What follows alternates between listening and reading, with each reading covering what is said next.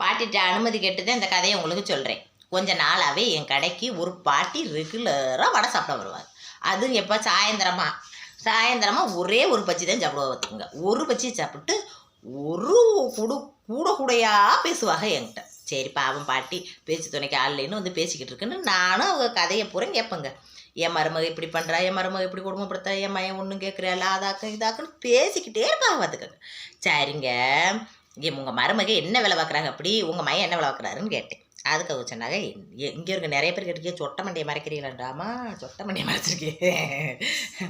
அப்போ என்ன சொன்னாங்க, என் டீ கடை ஒன்று இருந்துச்சு. அந்த டீ கடையை என் வீட்டுக்காரர் வச்சு நடத்திக்கிட்டு இருந்தார். திடீர்னு இறந்து போயிட்டார்.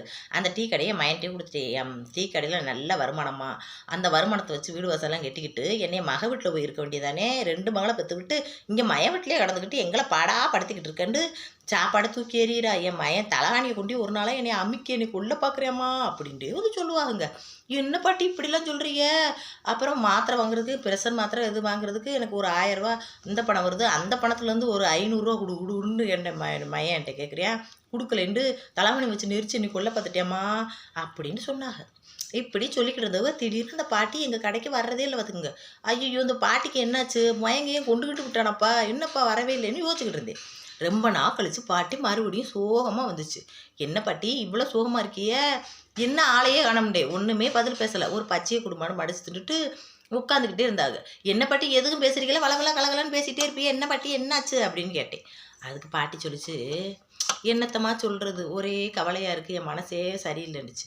என்ன பாட்டி மறுபடியும் இன்றைக்கி வீட்டில் இருந்து சண்டையா அப்படின்னு நானும் கேட்டேன். அதுக்கு பாட்டி சொல்லிச்சு, இல்லைம்மா சண்டை போடுறதுக்கு ஆள் இருந்தால் தானே சண்டை போட முடியும் அப்படின்னுச்சு. என்ன பாட்டி சொல்கிறீங்க அப்படின்னு. என் மருமகளுக்கு திடீர்னு உடம்பு முடியலன்னு ஆஸ்பத்திரி கூட்டி போனாங்கம்மா. ஆஸ்பத்திரி கூட்டி போகிறப்ப நான் கேட்டேன் என்னண்டு, வேலையை பாருண்டியா என் மையன். அதுக்கப்புறம் ஒரு 10 நாளாக ஆஸ்பத்திரியில் தான்மா இருந்தா. திடீர்னு ஆம்புலன்ஸ் வந்துச்சுமா. ஆம்புலன்ஸில் அவங்க குடும்பமே கதறி வருதுமா. என்ன எதுக்கு இப்படி அழுது வராங்க, என்ன செய்யுதுன்னு நானும் 10 நாளாக கேட்குறேன். என் மையன் சொல்லலாமா. திடீர்னு என் மருமகளுக்கு என்னமோ வியாதி சொல்லிச்சுங்க, கேன்சர் இருந்தது தெரியாமல் அப்படியே வந்து முத்தி போய் திடீர்னு காப்பாற்ற முடியாதுன்னு 10 நாளில் இறந்து கொண்டு வந்துட்டாங்கம்மா அப்படின்னு சொல்லி அந்த பாட்டி வருத்தப்பட்டு அழுகவும் செஞ்சாங்க. உங்களை எவ்வளோ கஷ்டப்படுத்தினாங்கன்னு சொன்னீங்களா, ஆனாலும் மருமகளுக்காக அழுகிறீங்களே பாட்டி அப்படின்னு. அதுக்கு அந்த பாட்டி என்ன தெரியுமா சொன்னாங்க, என்னம்மா இப்படி சொல்லிவிட்ட, நான் சாக போகிறவ தான், என்னை எவ்வளோ கஷ்டப்படுத்தினாலும் என் மயனை தாங்கி பிடிக்கிறதுக்கு ஒரு திருந்தால சமைச்சு போட, என் பேரம்பேத்தியில் பார்க்க இன்னைக்கு அவள் இல்லாமல் என் பிள்ளை கஷ்டப்பட்டு போகிறானே, அதை நான் பார்க்குறப்ப எனக்கு எவ்வளோ கவலையாக இருக்குன்னு வருத்தப்பட்டாங்க. இருக்கிற நாளில் மாமியாவோ அம்மாவோ சந்தோஷமாக வச்சுக்கிறேங்க, அதுதான் ரொம்ப நல்ல விஷயம். உங்களுக்கு புரியுதா?